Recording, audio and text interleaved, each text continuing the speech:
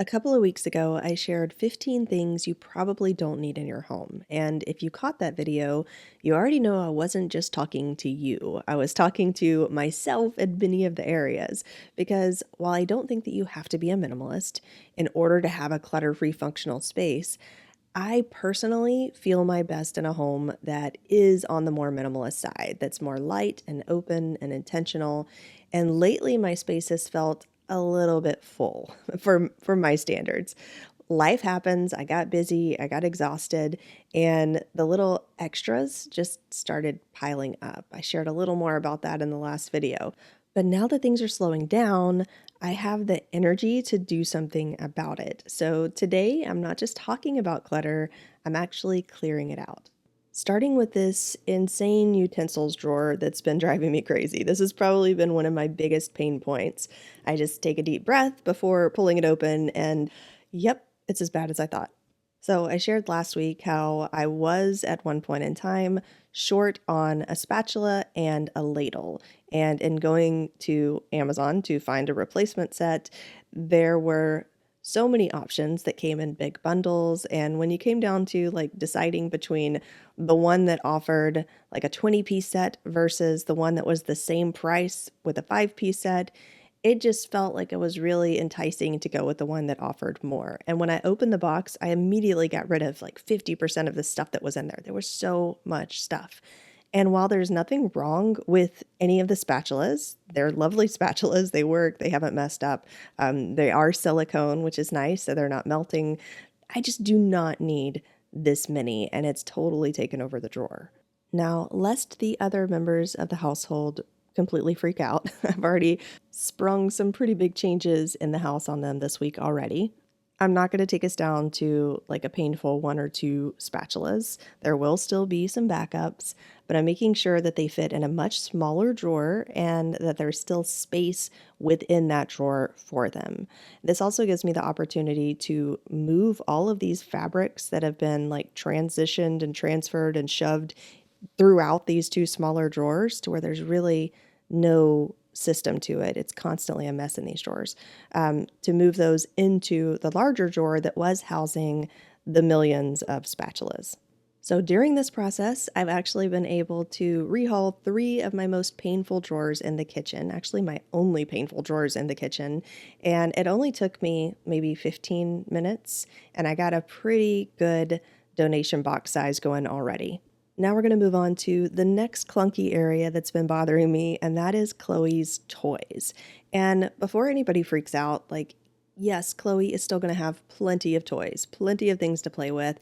I have an entire wooden play structure slide for her, so she is plenty engaged. We have a little bit of a play area that we've created down in the garage that has a little ball pit for her, so please do not fret. I got messages last week or the week before last when I shared about how I was going to be getting rid of many of her play structures and toys that are just taking up too much space inside of our home. So what happened here is that I did approve some larger bright plastic that I wouldn't typically choose at Christmas time because I thought that they specifically would be things that she would like. One of them was a big ball drop and the other was a Hot Wheels thing. Both of these, now that I'm thinking about it, have things that you put in at the top that race and drop to the bottom. Seems to be a theme. So we got those, and that's great. But then a friend of Matt's came and dropped by like 2 giant full boxes of toys. Now, I don't have a lot of those to show you because some of them did not even make it up the stairs. I was like, no, we can pick and choose some that we want to bring up for her to play with, and the rest, I don't even want her to see them because it's just too much stuff.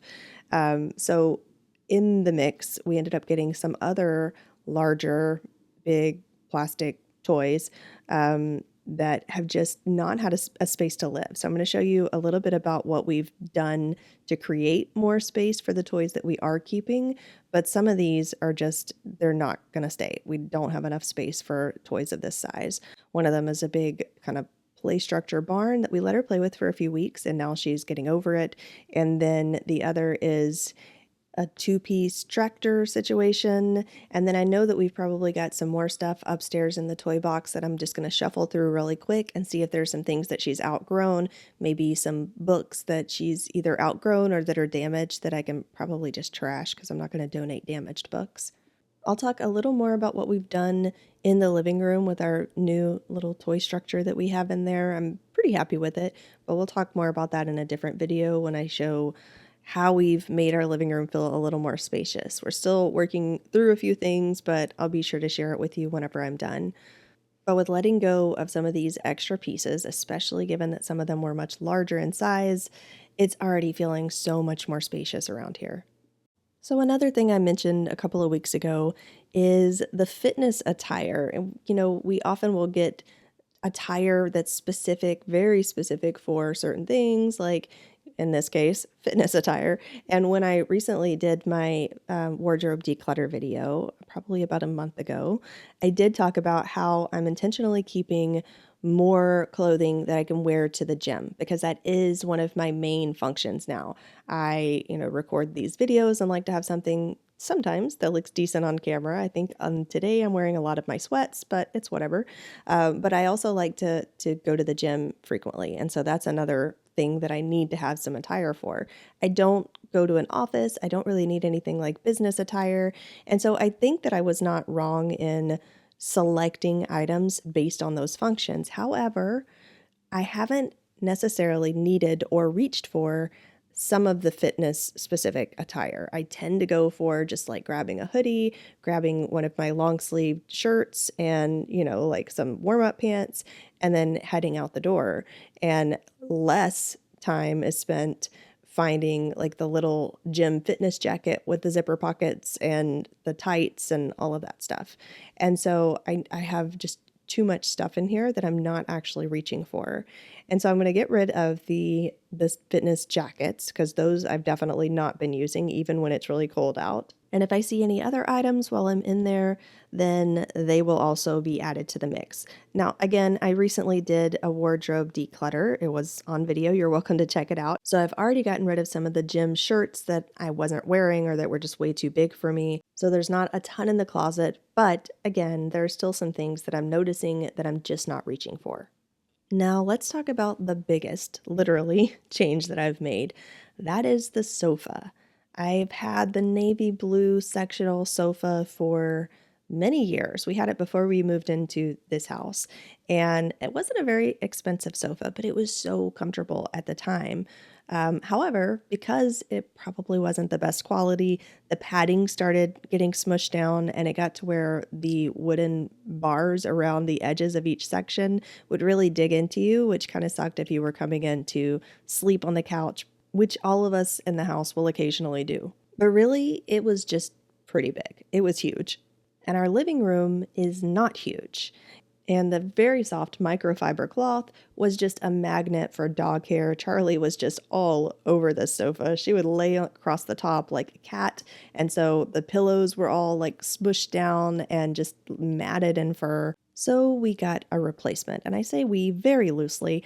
I got a replacement, and I knew there was going to be some pushback on this. Matt was a real trooper. I told you I was really worried about how Matt and my 16-year-old were going to respond because both of them are very resistant to change. Matt was a real trooper. He found the positives in it the whole time. He supported me in making this change. My 16-year-old did have a moment of shock and nope, I want to go back to what we had before. But she's started coming around more quickly than I anticipated as well. So she actually even complimented me yesterday on how designer like the living room is looking and that it looks really good. This is all wonderful because I'm really in love with this change. This new sofa is from Fin and Form, and man, is it heavy. Like, it is really a heavy duty sofa. Like, the bottom is definitely hardwood because I couldn't even get it out of the box with Matt. I was trying to lift it with my forearms and he would say, ready, set, go, and his side would lift and mine did not budge. We had to bring my 18-year-old down there to help us. But it's definitely like a heavy duty sofa. The bottom is made out of alder wood. I'm not even sure what that is, but I can tell you it's heavy. And the upholstery is Italian Napa leather. Now, I was really hesitant to get a leather couch. I've always said that I hated leather. I would never own a leather couch. And in my mind, like I was thinking of the leather that I used to see when I was growing up, which was really shiny and like sticky. Like if you sat down on it on a summer day, your legs would stick to it. And then over time, it would start cracking and get really hard. And, and faded in the center. This is a very different feeling leather. I was really pleasantly surprised with the soft touch of it and the way that it does not have that whole super shiny look to it. And so again, like I was always anti-leather sofas. I would only ever get upholstered. And then I was looking at just the housing market and I saw this home that was staged, in my opinion, staged so beautifully.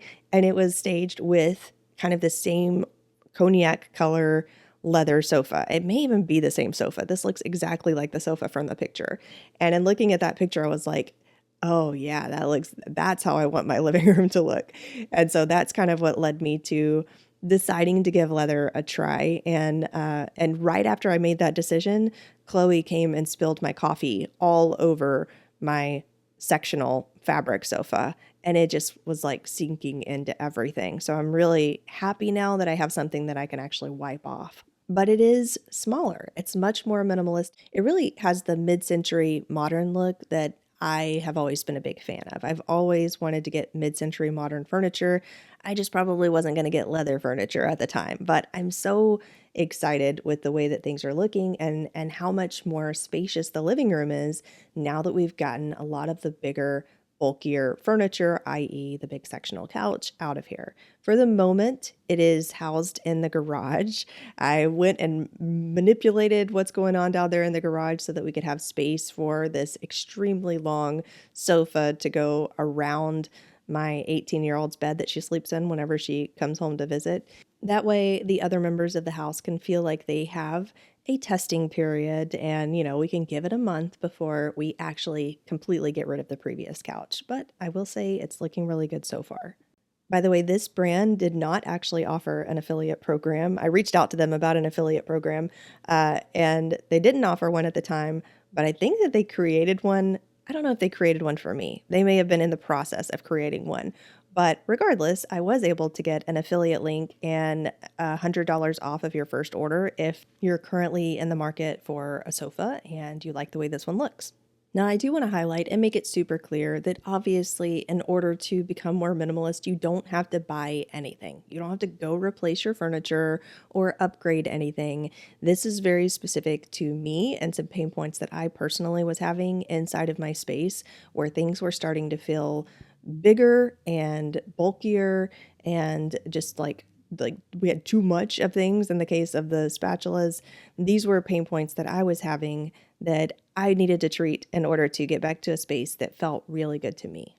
If you're feeling the same way, if your space has started to feel heavy and you just need a little push to start letting go, let this be a little push for you. You don't have to overhaul your whole house overnight, but you can start somewhere. Pick one drawer that's really causing you pain, like that drawer in my kitchen was, or one shelf, one category of things that have been bothering you. And if something doesn't add value to your space, give yourself permission to let it go or to make a change. If you missed my video on the 15 things that you probably don't need in your home, you can catch that right here.